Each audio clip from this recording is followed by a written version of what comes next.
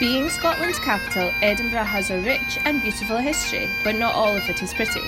Join us as we take you on a virtual tour of Edinburgh's darker side, with tales of witches, grave robbing and murder. Welcome to the World's End! You may think that this is a little bit weird that we're starting just outside a pub called the World's End, just halfway down the mile, but our journey begins right here at the heart of Edinburgh's Old Town. So way back in the year 1513, there was a battle between Scotland and England called the Battle of Flodden. Now, the English, they absolutely battered us at the Battle of Flodden, way up in the north of England. And what happened is we ran all the way back up to Scotland and we feared for our lives against the English. So what we done is we built this massive wall all the way around our city to stop the English coming up and invading us here in Edinburgh. Now that wall, because we're really original, we named it after the battle. So it's called the Flodden Wall, and that was finished in 1560. Now today, only parts of the wall are visible around Edinburgh. So these brass paving bricks are situated throughout the whole city around the boundary of the Flodden Wall. Only a few parts are able to be seen in the Grassmarket and the Greyfriars Kirkyard, which we're going to be at a bit later. You'll be able to see the actual Flodden Wall itself. But this was the boundary to the city way back in the 1500s.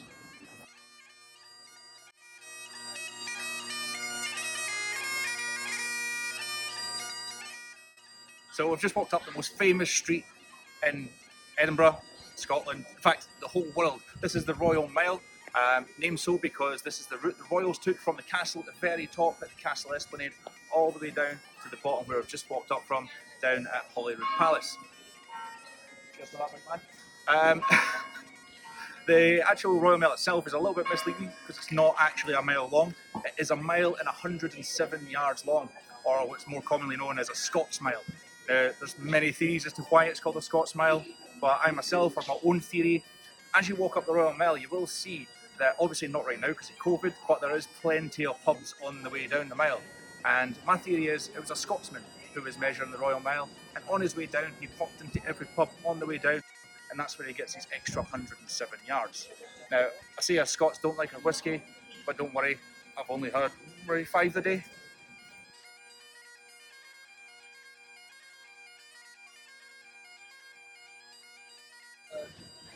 Okay, maybe I'm on about 10. Speaking of whiskey though, it's obviously one of Scotland's biggest exports, and right behind me here is one of the whiskey shops on the Royal Mile. Scotch whiskey itself is made of only just 3 ingredients. That's water, malted barley, and yeast. In order to be Scotch whiskey, it has to be matured in an oak cask for 3 years. But most distilleries, they'll keep it for maybe 10, 12, 15 years. But yeah, here in Scotland, it's called the Water of Life, or Bushka Bay. But I'll show you somewhere to get some good whiskey later on. So as we're walking up towards the very top of the Royal Mile now, you will see that there is some large tenement buildings all around us. Now the reason they are here is because of what we've seen at the very start, the Flodden Wall. Now way back in the 1500s and 1600s, the population was rising and rising, and it got to the point where there was about 160,000 people living in just a few square miles of the old town here. So architects were faced with a little bit of a conundrum. They couldn't build outside the Flodden Wall, so what did they do? They built up the way. Now right here at the top of the Royal Mile, you'll see these giant tenement buildings. Now you'll see 7 or 8 stories from where we are just now, but underneath the ground there is another 5 or 6 stories, actually making these the world's very first skyscrapers right here in Edinburgh. So the cramped conditions were not really relieved by these giant tenement buildings. There was usually around 8 to 15 people living in just one of these rooms here, and you'd have the gentry living on top of the poor people as well. The sanitary conditions, well, there was none. In the corner of the room you'd have a little bucket, and that is where you would go to the toilet. But there was a solution to this. Every day the bells of St Giles Cathedral on the Royal Mile would ring out, and that was the cue for usually the youngest person in the family to run to the corner of the room, grab the bucket and run to the window. And when they ran to the window, what they do is they take the bucket out and they shout, "Gardy Lou!" And then they would throw the contents of the buckets out onto the street, which would then roll down the Royal Mile and down the closes that you can see in between all the houses here. And in true 80s style, let's head on up to the castle.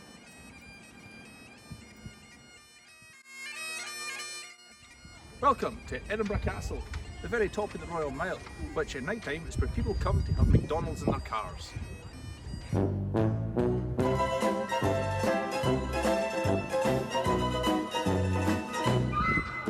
But in actual fact, there's been a settlement up here since about 600 AD, but the more kind of recent castle that we see today isn't really that old. In fact, the oldest building in Edinburgh is situated in the castle walls itself, and that was built in 1130 to come out for Queen Margaret.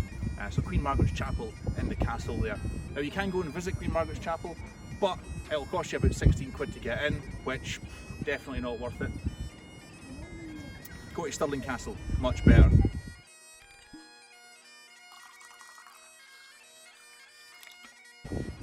So the castle itself is actually very heavily fortified. If you see the castle from down in Princes Street, you'll see there's massive steep rocky shards on the way up, and the only way to really get here is actually walking up the Royal Mile. And that's been the same for absolutely centuries, and it was a defensive technique so that the English or anybody else, any invading forces, couldn't get up to the castle. Now over hundreds of years nobody's been able to scale the walls of Edinburgh Castle. The only person that knows scaled the Edinburgh Castle walls is a woman called Jeannie who climbed back and came up to try and get into a Rod Stewart concert. Well done, Jeannie. So from the castle, what we can see actually is called the New Town in Edinburgh. Now Edinburgh is split up into two sections, the Old Town and the New Town. Now when overcrowding got a bit too much, the gentry didn't want to live with the poor anymore, so they commissioned the architects to build a new part of the town. This was way back in the 1700s. So what they built was this extravagant town that we see before us, which you will know is Princes Street and beyond up towards Leith. Obviously not including Leith because that's not that desirable. But in between the Old Town and the New Town was a thing called the Nor Loch. Now this is where all the waste from the Gardyloo guys went down through the alleyways into this Nor Loch. Now it used to be a fantastic loch where people would swim in the summer and ice skate in the winter, but with all the waste that was running down into the Nor Loch, it became a real cesspit and it harboured loads of disease and smells that permeated throughout the city. And that's actually where Edinburgh got one of its nicknames from, which is Auld Reekie. Auld Reekie obviously meaning old smelly in Old Scots. But the gentry, they did not want to have this as part of their new town. So what they've done is they drained the Nor Loch and made it into the lovely Princes Street gardens which we see today. Between the 15th and 18th centuries, Scotland was in the midst of superstitial belief. Satan's panic was widespread across Europe, but Scotland had the dubious honour of executing the most people for something called witchcraft. This was due to our own king, King James VI. He hated the dark arts. He believed anyone suspected of being a witch must be in league with the devil himself and put to death. Now this was shown to be true when he actually went over to Denmark to collect his wife. That's a bit of a weird saying nowadays, collecting his wife. But he came back from Denmark and he was besieged by massive storms and he had to turn back to Denmark. Now he believed that the reason he had to turn back because of these storms was because of witches in North Berwick. So on his return to Scotland, he trialled 70 accused witches in North Berwick and put them to death. Now, witch trials in Edinburgh were pretty brutal. You'd be tied up by your hands and your legs and you'd be thrown into the Nor Loch. When they dragged your body out, if you were alive, well, you were quite clearly using witchcraft. So you were found guilty, taken up to Castle Hill and burnt at the stake. However, if they pulled out your body and you were dead, you were innocent. So yeah, it doesn't really pay to be a witch back in those days.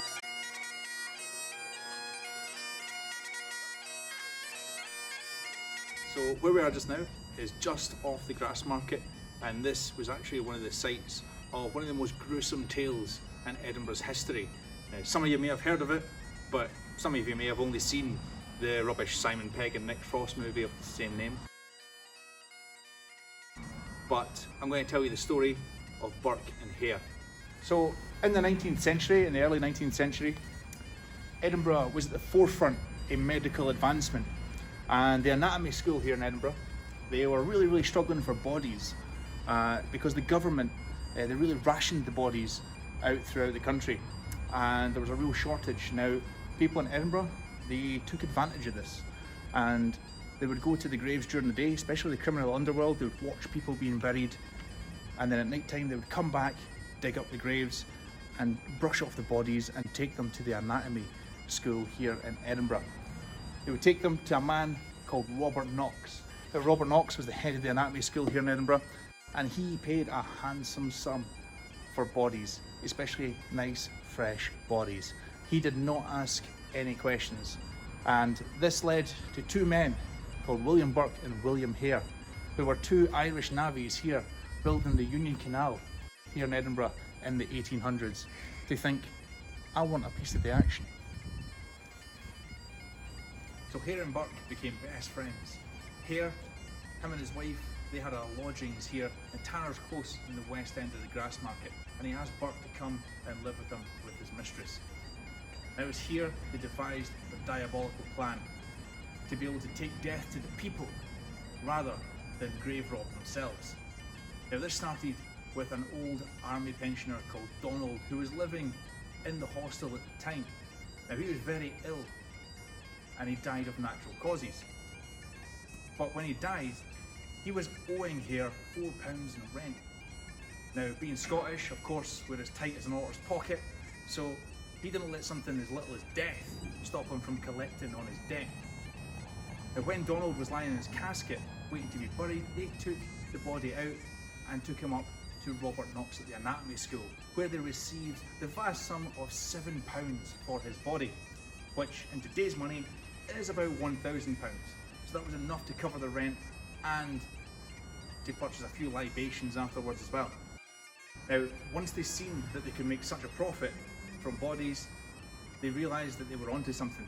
However, they couldn't wait for bodies just to die of natural causes. So they had to start killing people themselves to make the money. So with Burke and Hare living in the lodgings, this is their perfect front for killing people and taking them to the anatomy school. So what they'd done is they would take unsuspecting tourists or vagrants, they would get them really drunk and take them back to the lodgings. Now when blind drunk, they would sit on top of them, place their hand over the mouth and grab their nose and suffocate them to death. Something which nowadays is actually called burking, after William Burke himself. The people that he killed were not usually well known to people in Edinburgh. However, there was one prostitute and one person called Daft Jamie who was very well known around Edinburgh. And when they ended up on the anatomist's table, people started to realise that they were locals. But with so many people recognising Jamie's body lying on that anatomist's table, Robert Knox still denied that it was locals, and he dissected the face of Jamie to deny all knowledge of it even happening. This allowed Robert Knox to continue buying cadavers from the local grave robbers. But the murders continued from Burke and Hare. They knew they could still get away with it.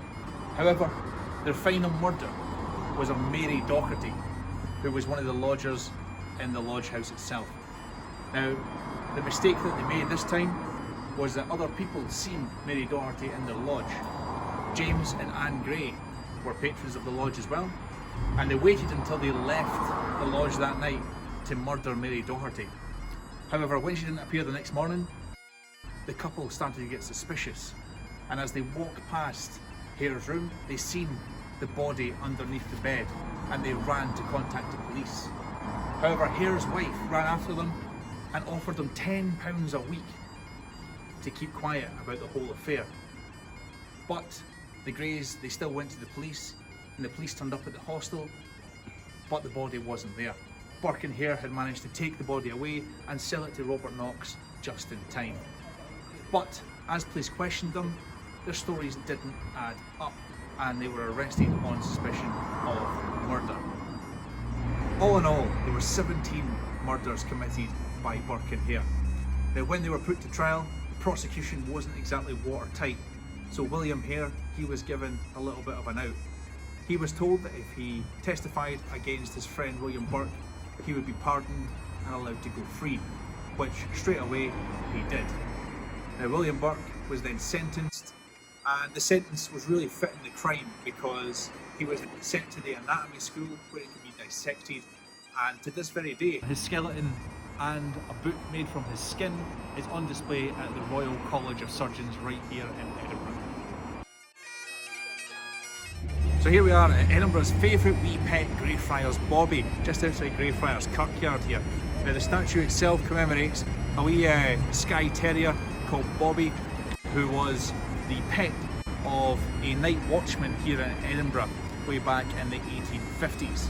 Now sadly in 1858, when the night watchman died, he was buried right here in the kirkyard. But Bobby, being ever the best friend as a dog should be, lay by his grave every single day. Now this brought along masses of crowds over the years of people wanting to see Bobby, and at 12 o'clock every day when the bells of St Giles Cathedral would ring, Bobby would then get up from his master's grave and come round to the coffee house where he and his master used to go for lunch, and he'd be given a free meal every single day. Now this went on for 14 years until sadly Bobby passed away. He was taken into the hearts of so many people here in Edinburgh that they erected a statue right here outside the kirkyard. The statue itself incorporates a little dog bowl at the bottom as well, so that no dog will ever go thirsty. Now, one thing to mention though here in Edinburgh, a lot of people will rub his nose. As you can see, it's a little bit shiny and brassy. Do not rub his nose. It does not give you good luck. That is a tourist scam. Please don't touch his nose, because that's just ruining the statue of Bobby. But yeah, Greyfriars Bobby here at Greyfriars Kirkyard, which is one of the most haunted graveyards in the whole of the UK. So yeah, you should definitely go in there and check out as well.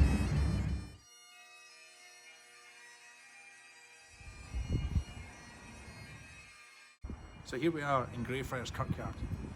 This graveyard dates back to the 50s, 60s, and even to this day, strange things are always being reported here. Now, haunting this cemetery is the Mackenzie poltergeist, one of the most aggressive paranormal figures around. George Mackenzie was known to be a ruthless prosecutor of Scottish Covenanters, a 17th century Presbyterian movement who were opposed to the monarchy being the spiritual heads of Scotland.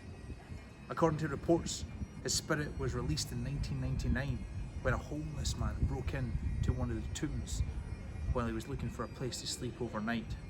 The Covenanters prison is in the kirk right behind me here, where 1,200 Covenanters were held. Conditions were terrible, dank, smelly, unsanitary, and after 4 months out of 1,200, only 257 survived. Even to this day, people who enter behind me here into the Covenanters prison are known to come out with burns, scrapes, scars and bruises. But in the daylight, the kirk itself is a little bit more serene. And if you're a Harry Potter fan, if you go down to the bottom of the kirkyard, you'll see graves for the likes of things like Voldemort.